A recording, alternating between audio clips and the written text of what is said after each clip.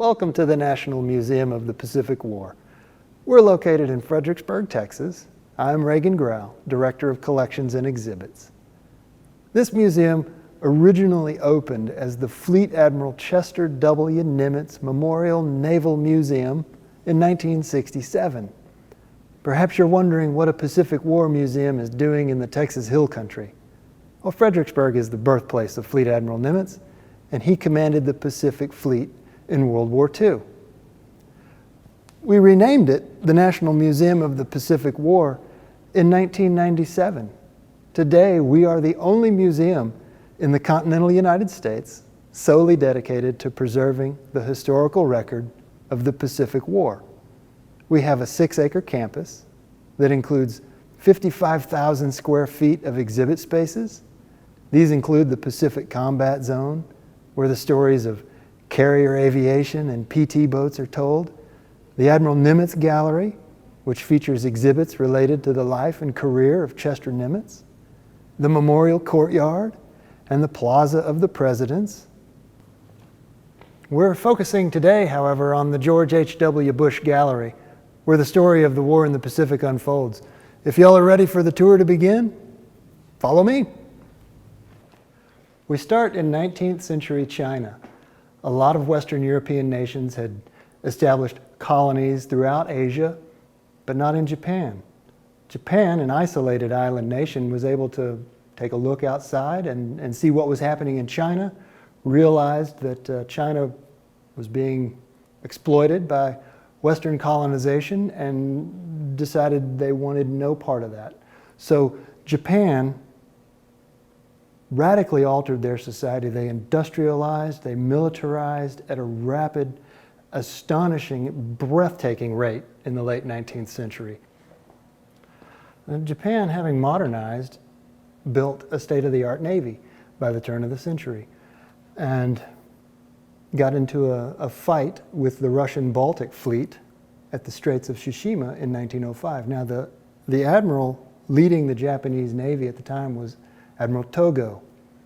And during the battle, he was able to destroy the Russian fleet, and this marked the first time that an Eastern power had defeated a Western power ever. And during the battle, Admiral Togo sent a message to his sailors right before the battle. Later in his life, he put that message onto this scroll that we see here. It's made of silk, and this is Admiral Togo's scroll. And it says, in Japanese, it says the message that he sent to his sailors at the Battle of Tsushima in 1905. The country's fate depends upon this battle. Let every man do his duty with all his might. That's what that translates into. I always point this graphic out on my tours. This is the cover of the Army-Navy football game program that took place in late November 1941. And in the program, on a particular page, is a photograph of USS Arizona right here. And the caption says, "It is significant that despite claims of air enthusiasts, no battleship has yet been destroyed by aerial bombs." So this is indicative perhaps of how unprepared the United States was when Japan attacked Pearl Harbor on December 7, 1941. 7 December 1941, the attack on Pearl Harbor came as some surprise to America. Carrier doctrine at the time called for dispersal. You were supposed to disperse your carriers and get them far apart from one another. Japan concentrated their carriers, all 6 of them, for the attack on Pearl Harbor. And furthermore, the United States thought, if Japan's going to make a move in the Pacific, they're going to attack the Philippines, perhaps. And they'll expect us to send our fleet across the ocean to defend the Philippines, and there'll be a fight on the high seas. And that's what the United States thought Japan's strategy was. So when the fleet was attacked at Pearl Harbor, it came as a complete surprise. And what we're looking at here is one of the Japanese two-man midget submarines that actually participated in the battle at Pearl Harbor. This is the HA-19. It would have been anchored to the deck of a much larger submarine. Its crew would have come up, gotten aboard. The mother submarine crew would have detached the midget submarine from it. The mother submarine would have submerged, leaving this one to carry out its mission. There were 5 of these on the attack at Pearl Harbor on that morning. None of them met with any success. HA-19 in particular had trouble getting into the entrance of Pearl Harbor and ended up running aground outside the entrance. And one of the crewmen drowned. The other was Ensign Katsuo Sakamaki, and he got captured.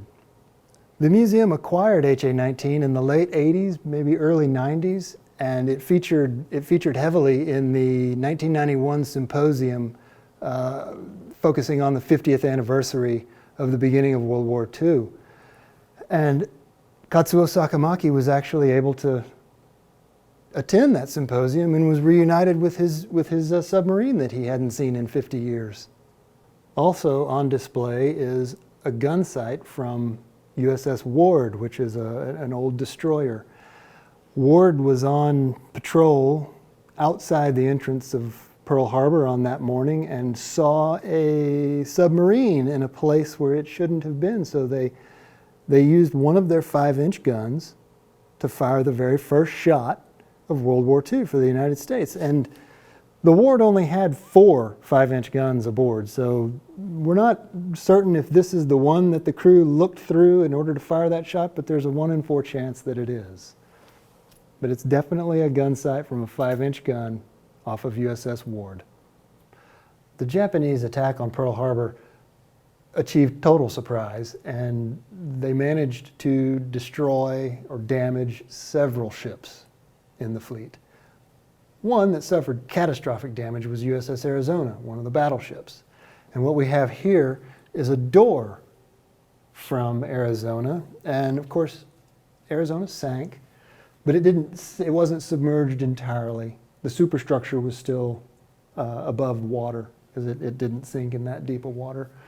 And if you look closely, you can see this dark streak across the front of the door. That is where the oily water, that was the level where the oily water came up to as the ship sank.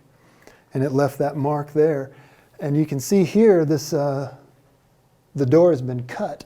That was during salvage operations after the attack and in the days that followed. Somebody came along, cut a hole in the door to see if there were any survivors on the other side. And we've got a model of the Arizona over here as well. The hatch that we just had a look at is right there underneath that longboat on the battleship. That is as deep as the Arizona sank that morning, and that's where that oily watermark stained that door.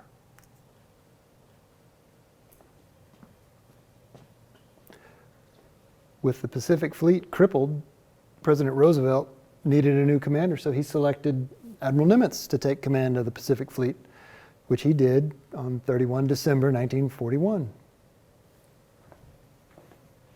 Meanwhile, the United States Army had a garrison in the Philippines that was commanded by General MacArthur. And his mission in the Philippines was to prepare the Philippine Army as well as the American Army for potential invasion, most likely from Japan, which occurred on 8 December 1941. Japan attacked simultaneously throughout the Pacific region. They hit Wake Island and Hong Kong and landed on the Malay Peninsula as well as the Philippines. At the same time, they attacked Pearl Harbor. So they achieved total surprise in lots of regions throughout the Pacific, and they were very successful initially. On the island of Luzon, that's where the main concentration of the U.S. forces were, and when the Japanese landed, MacArthur ordered his army to the Bataan Peninsula. And in defending Bataan, They slowed the Japanese advance, threw them off their timetable, and made Japan work for the Philippines. But they eventually succeeded because General King was ordered to surrender at Bataan in April of 1942. So they held out for several months. Here's the portrait of General King, painted by his sister-in-law, Virginia McLaws, just prior to his assignment to the Philippines. What ensued was the Bataan Death March. I'm sure many of you all have heard of that. And a lot of the Americans that started the war in the Philippines spent the war in captivity of the Japanese. And we've got on display here a few stars that belong to General King, as well as the portrait of the general. And in the archive, we've got his diary that he kept during his prisoner of war years. The front half of the diary is a day-to-day chronology of events that happened. It's a couple of lines per day. The last half of the diary is nothing but recipes. So you can imagine what these guys were thinking, because they weren't being very well fed. But King was held captive in China, at a place called Mukden in China, and so he spent the war there. With the loss of the Philippines and other Pacific outposts and the loss of the Asiatic fleet, the Pacific fleet crippled at Pearl Harbor, there really wasn't much that the United States could do to stop Japan in the early months of World War II. One of the first response was the Doolittle Raid, which was a wild idea to put Army bombers onto the deck of a Navy carrier, get as close to Japan as possible, launch the Army bombers, drop a few bombs on cities in Japan, and fly to friendly territory in China. And Colonel Doolittle was a barnstormer before the war, and became a pilot bomber commander during the war. He was charged with this mission, and he trained up some volunteer pilots to learn how to take B-25 airplanes to take off in the length of a carrier deck. And they trained in Florida to do this, and then they got deployed to, I believe they went aboard USS Hornet, and Hornet took them west, along with a few escort destroyers, cruisers, and another carrier. Along the way, they ran into some Japanese picket ships, and they had to launch early. So not all of them made it to China. A couple of them crashed in Japan. Some of those pilots became prisoners. Others landed in China, and one crew opted even to fly to Russia, and they landed in Kamchatka, and they were interned in Russia for a few years before they were released back to friendly territory. But a lot of the pilots and crew made it into China. A lot of those folks were rescued and repatriated back to the U.S., back to various units, and distributed to other areas where they were needed in the war effort. What we have here is a B-25. This B-25 came to us when Reese Air Force Base in Lubbock closed, and it's on loan to us from the Air Force. Now this is a later model B-25 than those that were used during the Doolittle Raid. If we have any aircraft aficionados, you may realize that the Doolittle Raiders didn't have the nose. They didn't have quite as much canopy glass on the nose cone in their B-25B models. This is a J model B-25, and this is the first of 4 aircraft in this building. Let's keep going. The Doolittle Raid didn't knock any important industries offline for any appreciable amount of time, but what it did accomplish was more psychological in nature. It let the Japanese know that the home islands were in fact vulnerable, and the United States intended to bring this war right up to their front door. In May 1942, naval intelligence indicated that the Japanese had designs in the Coral Sea. They were attempting to seize Port Moresby in New Guinea in order to launch an invasion of Australia. Now, intelligence indicated this, and Nimitz sent 2 carriers into the Coral Sea to stop them, the Lexington and the Yorktown. We lost the Lexington, and the Yorktown was badly damaged, but the Japanese were unable to seize Port Moresby, so it was a stalemate. The Coral Sea is significant in that it's the first sea battle in history in which the opposing fleets never saw one another. All of the offensive action took place from the air in the Coral Sea. The Navy's codebreakers in the Pacific had been working in a basement at Pearl Harbor for quite a while prior to the Battle of Midway, which occurred in June 1942. These codebreakers determined that the island of Midway was Japan's next target, and Nimitz was able to set a trap for the Japanese fleet that was headed toward Midway. As a result of the Battle of Midway, we achieved complete surprise. The Japanese lost 4 aircraft carriers at the Battle of Midway, and the initiative in the Pacific shifted over to the U.S. side. From Midway forward, Japan was never really able to launch any significant offensive operations for the duration of the war in the Pacific. And it was at that point where the United States shifted onto the offensive, and we would never be playing defense again in the Pacific. We have here an FM2 Wildcat built by General Motors. It's dilapidated in appearance. That's deliberate. It's supposed to depict an aircraft that's being cannibalized at Henderson Field in Guadalcanal to keep the others flying. This particular aircraft came out of the bottom of Lake Michigan. It was used as Lake Michigan. There were some platforms on Lake Michigan where carrier pilots were trained, and this one had an accident, went over the side and ended up in the bottom of the lake, along with several others. In the 70s, the Navy salvaged a lot of these, brought them up, and found that they had been really very well preserved. There was no light, no oxygen to affect these aircraft, and so this one is on loan to us today from the Navy, and this is the second of 4 aircraft in this building. Though Japan had been stopped in the Coral Sea and turned around at Midway, victory was by no means a foregone conclusion. The first ground offensive of the Pacific after the initiative shifted in our favor occurred at Guadalcanal in the Solomon Islands when the Marines, the 1st Marine Division, landed there in August of 1942. After the Marines landed, they seized the airfield that the Japanese were attempting to build and finished construction, named it Henderson Field. The code designation for Guadalcanal was Cactus.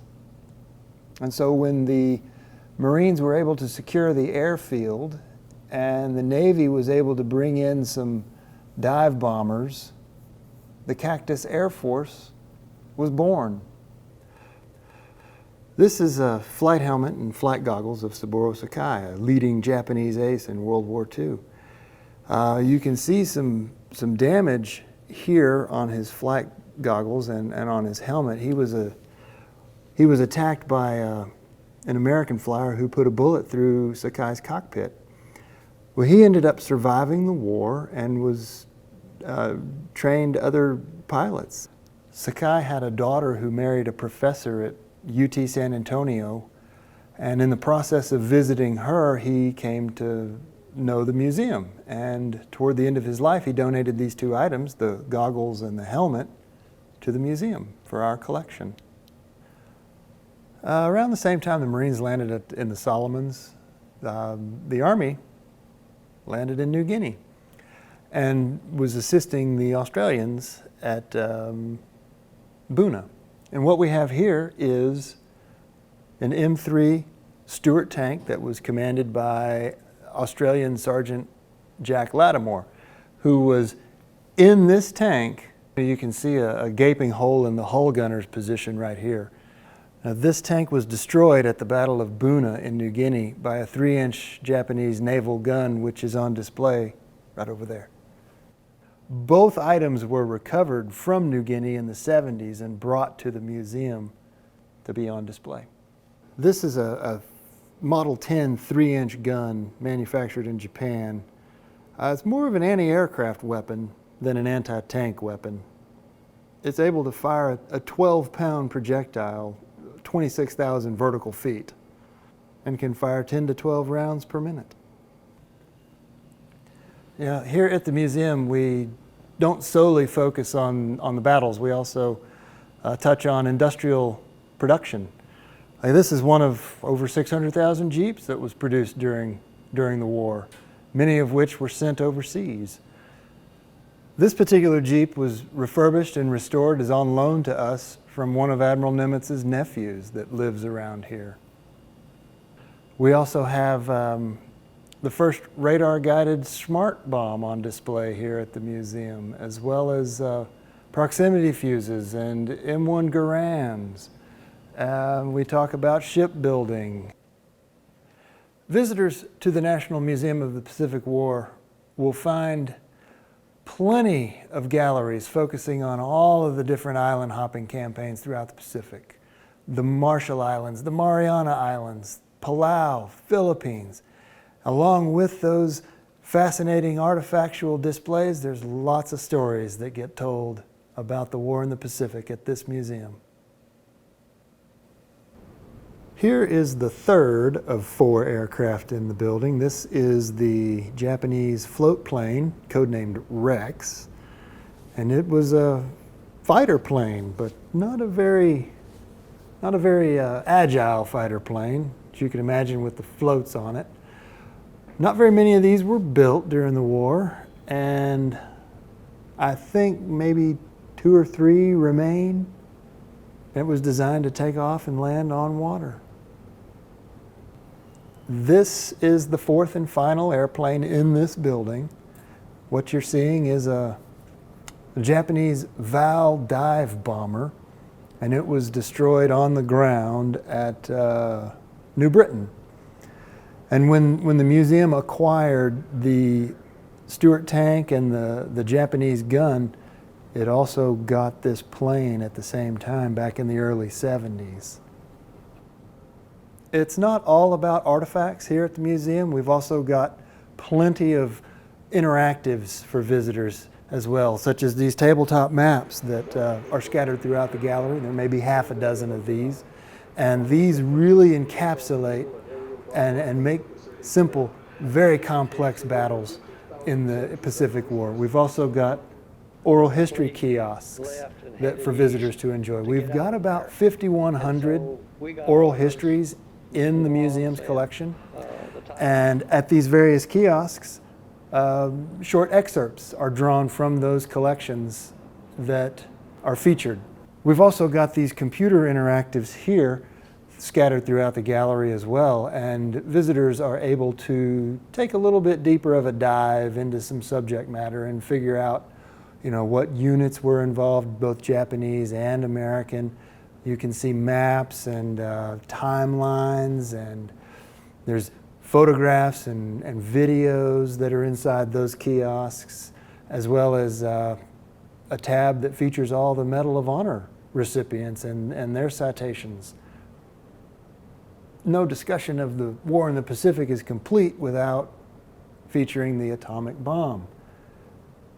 Here we have a casing for an atomic bomb. This was manufactured during the war. It was in line to be used had there been a need and had there been enough nuclear material to fill it with. But it's on loan to us from a nuclear science museum in New Mexico. Of course, the atomic attack ultimately led to Japan surrendering and World War II coming to a close. Of course, Admiral Chester Nimitz signed the Instrument of Surrender on behalf of the United States. And here we have a scratch-built model donated to us that depicts the moment in time when the surrender document was signed. The modeler used hundreds of archival pictures and lots of footage to depict this scene. And what we're looking at here is the surrender occurring right here on the deck at 9:04 in the morning on September 2nd, 1945. As visitors conclude their tour through the museum, there's a gallery that encourages them to pause and contemplate the staggering loss of life and the true cost of World War II. That concludes our tour of the George H.W. Bush Gallery here at the National Museum of the Pacific War in Fredericksburg, Texas. We're glad y'all were able to pay us a visit. Our mission at this museum is to educate and inspire people about World War II and the continuing global relevance of its lessons. In addition to our museum exhibits, we engage with thousands of students in person and online each year and present programs such as this on a regular basis. We hope you can visit us soon. In the meantime, please enjoy the videos and exhibit information on our website, pacificwarmuseum.org.